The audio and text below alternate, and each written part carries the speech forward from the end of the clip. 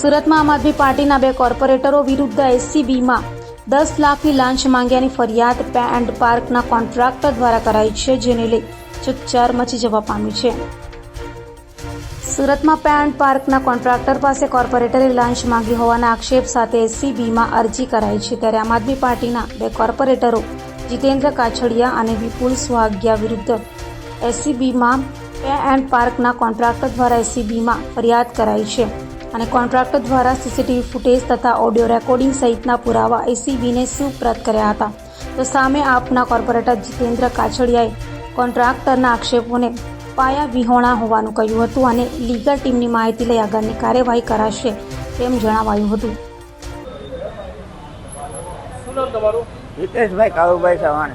હિતેશભાઈ, શું આખી ઘટના બની છે? કેમ તમારે એસીબીમાં ફરિયાદ કરવી પડી? અમારે અહીંયા એસએમસીનું પે એન્ડ પાર્ક ચલાવીએ છીએ અમે, અને પે એન્ડ પાર્કમાં વેજીટેબલ માર્કેટ છે એસએમસીનું। ત્યાં એસએમસી સબ્જી માર્કેટમાં અમારા માણસો દ્વારા કોઈ કરિયાણાનો સામાન મૂકેલો। આ બાબત પર આમ આદમી પાર્ટીના 2 કોર્પોરેટર આવેલા, જીતુભાઈ કાછડિયા અને વિપુલભાઈ સુહાગિયા।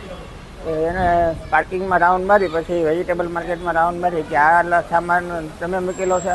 માણસો દ્વારા કહેવામાં આવ્યું કે આ અમારા માણસનો સામાન છે કે આ તમે અહીંયા ગેરકાયદેસર કબજો કરેલો છે અને તમારી ઉપર આ ગુનો લાગશે ને એ ગુનો લાગશે ને એમ તમે ખંડણી આ બધી કલમો લાગશે ને પછી એમ આવી તકરાર કરવા માંડ્યા। પછી અમે એમના મિત્ર અને અન્ય કોન્ટ્રાક્ટર છે એને બોલાવેલા, ભાઈ આ બાબતની તકરાર કરે છે, જરાક તમે આવીને મળેલો ને એ ભાઈને શું છે।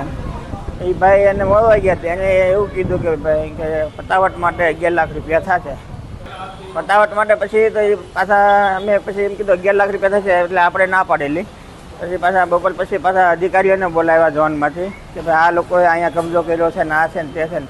પછી પાછા ઓલા કોન્ટ્રાક્ટરને બોલાવ્યા, અન્ય કોન્ટ્રાક્ટરને, એને જે વાત કરેલી કે ભાઈ 11 લાખની। પછી અમે ત્રણેય એવું નક્કી કર્યું ભાઈ 10 લાખમાં આ બાબતે સમાધાન માટે નક્કી કરેલું। તો પછી તમે કેમ એસીબીમાં ફરિયાદ કરી? અમારે તો આ બાબતમાં પૈસા આપવાના હતા, અમે એવું ફોલ્ડમાં હતા જ નહીં કે ભાઈ અમારી પાસે છે આવું બધું જબરજસ્તી ઉઘરાણી કરતા હતા ને એવું બધું, એટલે અમે માફી પત્રક અમારી પાસે લખાવી લીધેલો ઝોનના ઓફિસરે। તો કઈ જગ્યાએ ફરિયાદ કરી તમે? અમે ફરિયાદ કરી છે અમદાવાદમાં એસીબી ડાયરેક્ટર સાહેબ સાથે।